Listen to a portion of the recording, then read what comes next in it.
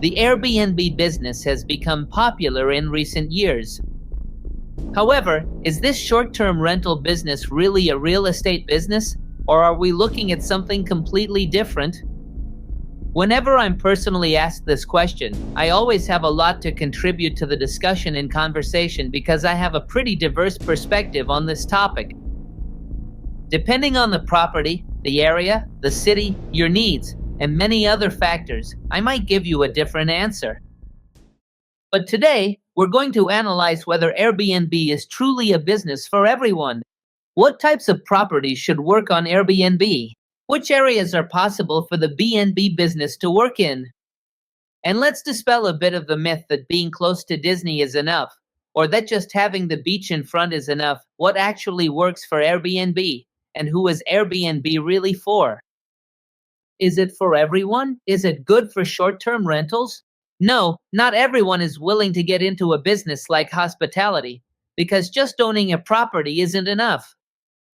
You have to know how to be a host, understand hospitality, work like a hotel, like a restaurant, and focus on the customer, which is very different from just buying a house and renting it out. Today, we're going to look at different angles, different ways that we, as real estate agents who own Airbnbs and also sell properties in Florida, have learned and discussed with many people, sometimes encouraging them to get into the business, and other times telling them not to get involved because it won't work. They're making a mistake with the property, or they're looking at it the wrong way and heading straight for failure.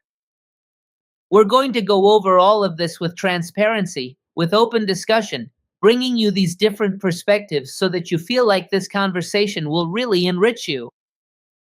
Stick around until the end, because usually we have ups and downs in this conversation that can really help you make decisions if you're thinking about getting into short-term rentals. As always, I'm Gabriel Peruso, and I'm here with Jait Molina, my friend, my business partner, and, on top of that, our head of operations. She invests in Miami real estate and works with clients every day.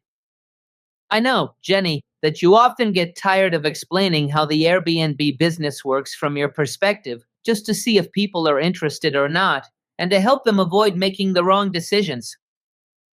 Let's get to the point, Jenny. Is Airbnb really a business for what and for who? Look, there are no black and white answers here. I know you always like things to be clearly defined, with a period and the end, but there are no black and white answers. For what purpose? From what I've seen, the Airbnb business is one that helps you increase or maintain your assets.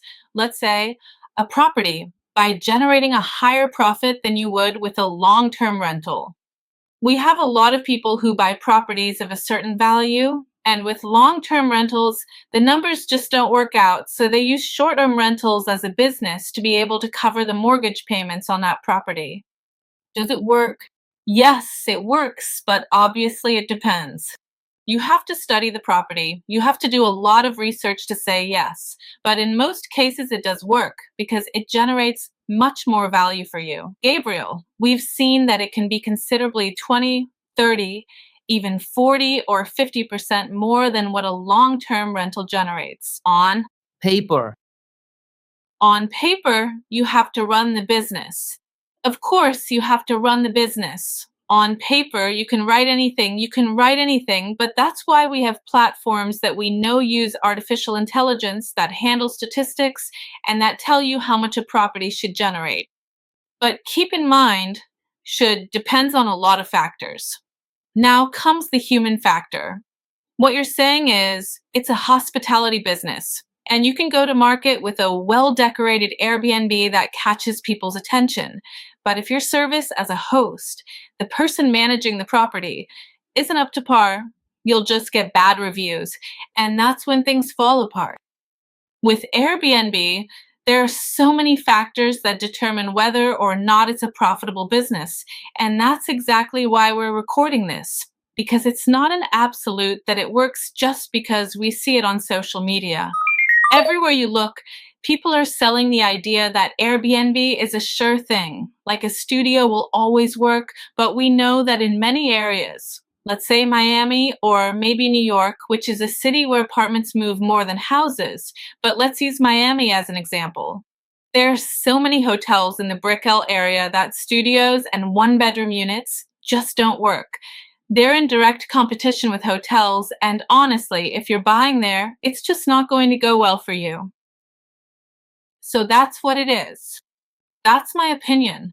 With Airbnb, we do analysis for clients, but Let's talk about something. How many people do you know who've gone bankrupt with an Airbnb? And do you know several?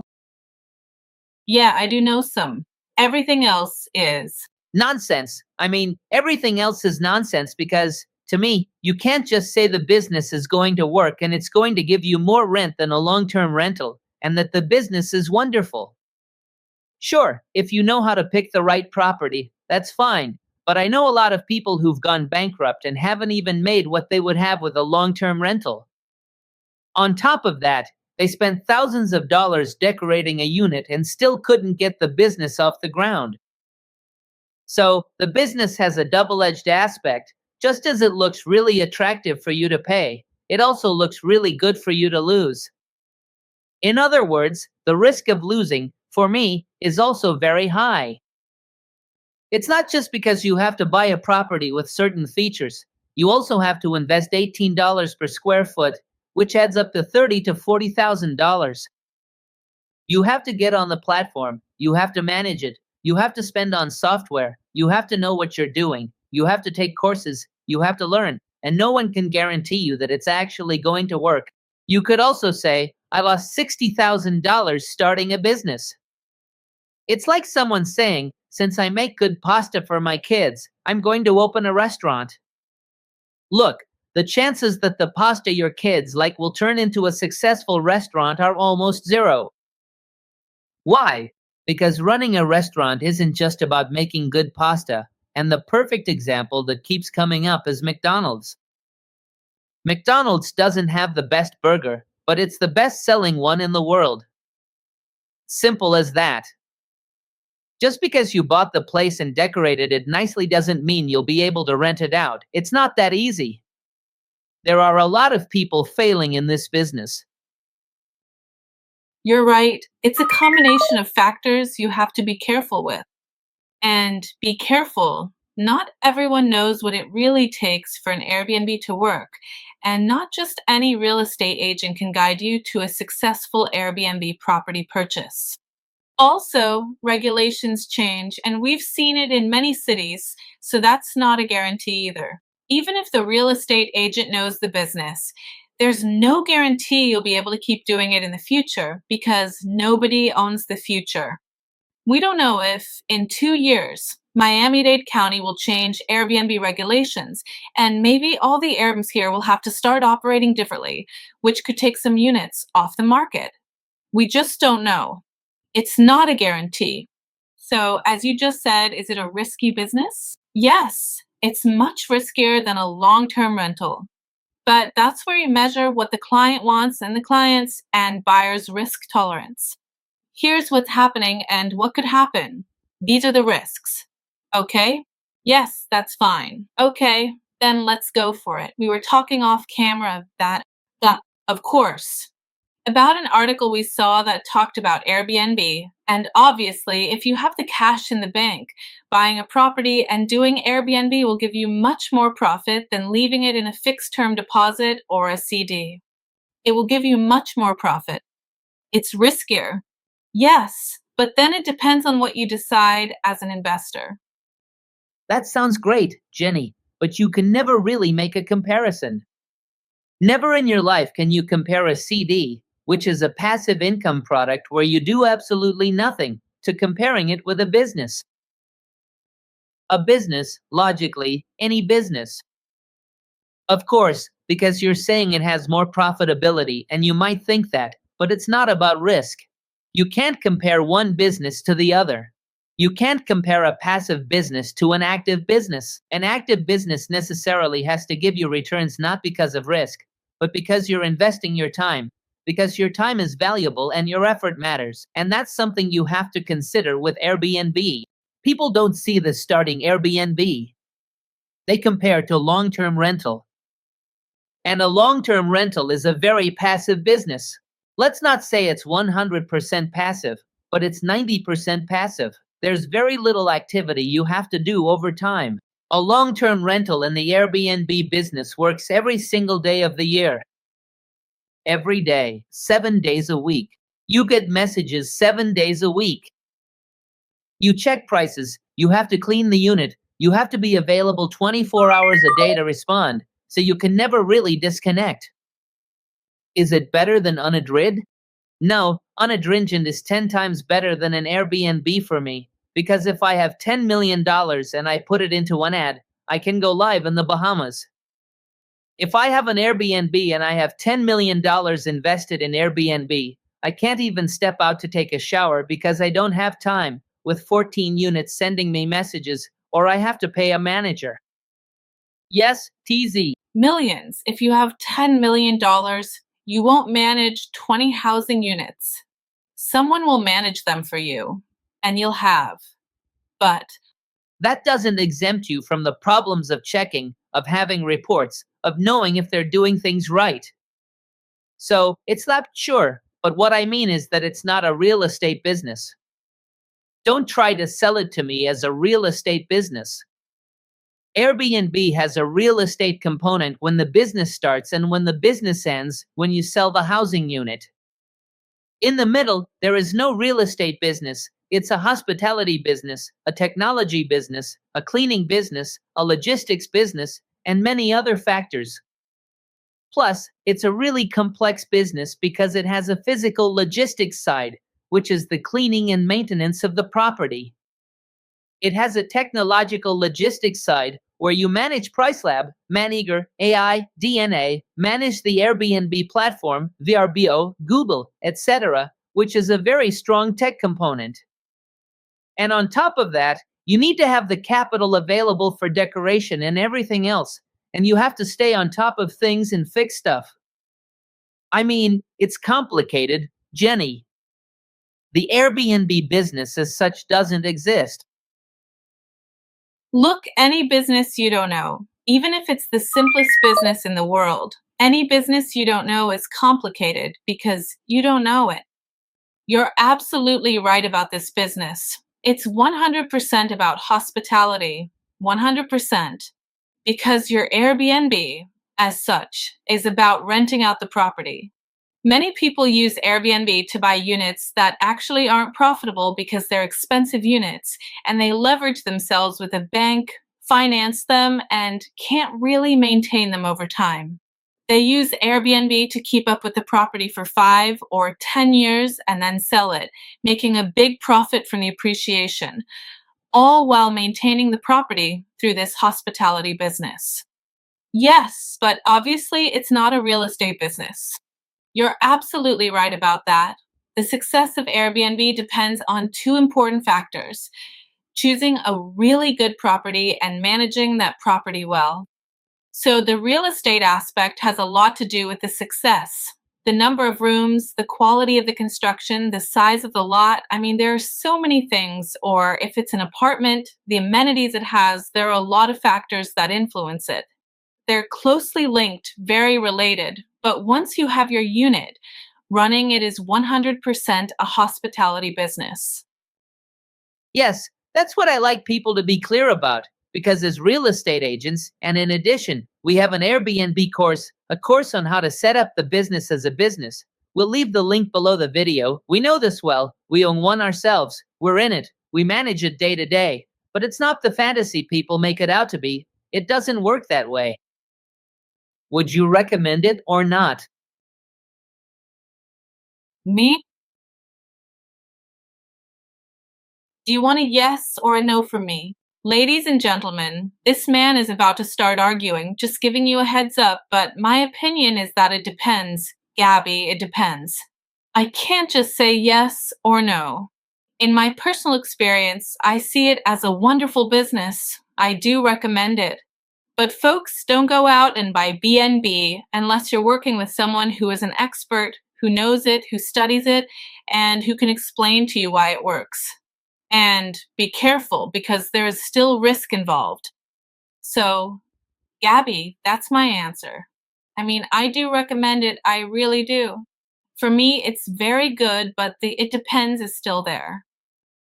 And who would you not recommend it to? Look, I wouldn't recommend it to someone, number one, who doesn't have time, who just doesn't have the time. If you have a unit and you're just starting out in the Airbnb business, you're going to have to manage it yourself if you really want to see any profit or even just to keep a unit going.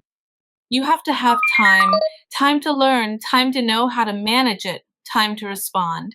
You have to be on your phone 24 hours a day because at 11 at night your guests might message you and tell you something happened at the house, or there could be noise, there could be parties. You have to be on your phone. If you don't have that kind of time available, there's really no point in getting into Airbnb. Another piece of advice we've also given some clients is that if you live in, let's say, I don't know, Clearwater in Florida, my personal recommendation is that you start Airbnb in the areas around Clearwater so you can get to know the business. Then, after you understand how it works, you can branch out to areas that are a bit farther away.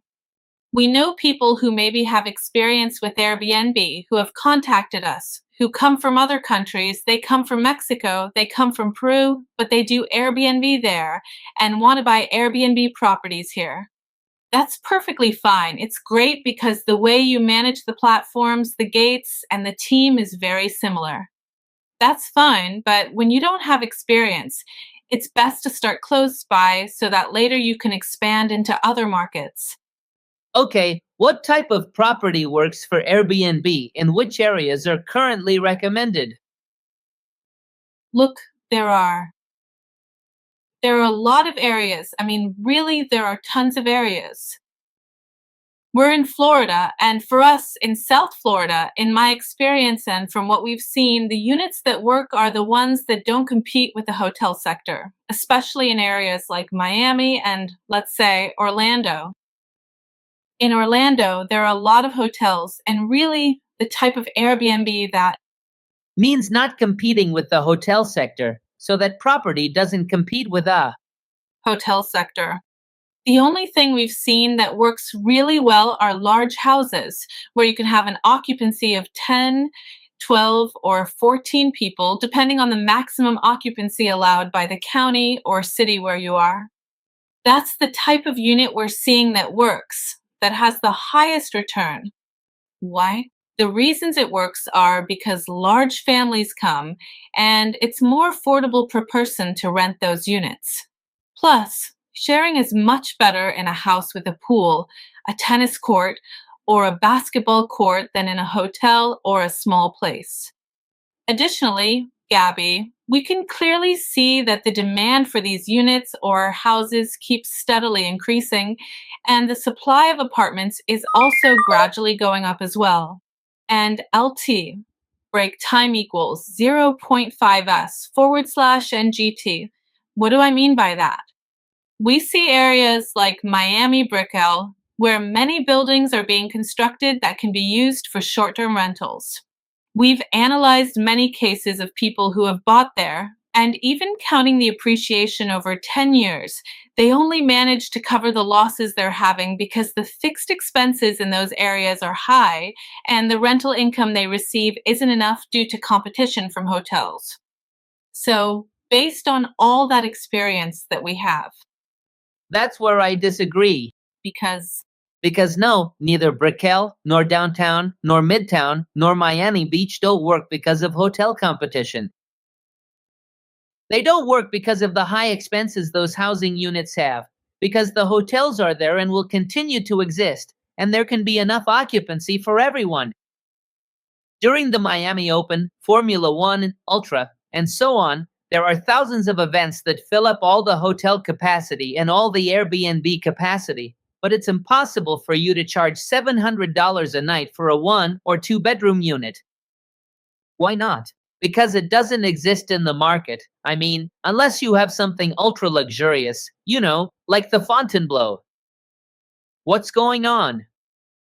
The expenses for those housing units are so high, especially for association fees, common area maintenance, and so on, that it becomes impossible for a unit that's spending $5,000 or $6,000 to be profitable with a nightly rate of $200 or $300.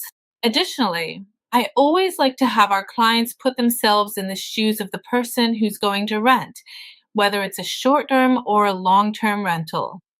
Okay, if I'm looking for a long-term rental, let's say I want to rent a unit for myself, and this is what I tell Mil Landro, my buyer, my investor. Let's look for a unit that works for you, one where you say, I want to rent it and I don't mind paying a little more. The same goes for short-term rentals, Gabby. So what's the deal? These buildings developed 200 units, all exactly the same. Airbnb is an experience-based business. So tell me, what different experience are you going to offer when you invest $1 million or $500,000 in a unit that's identical to 40 others, if not more? There's no experience. It's just a hotel. So really, when you're buying a unit where they don't let you change anything, where you can't create a different experience, where you can't stand out, and sometimes you can't even manage it yourself, what are you actually doing? That's not it. No, I do. Know what you're doing. You're basically building the hotel for the person who manages it.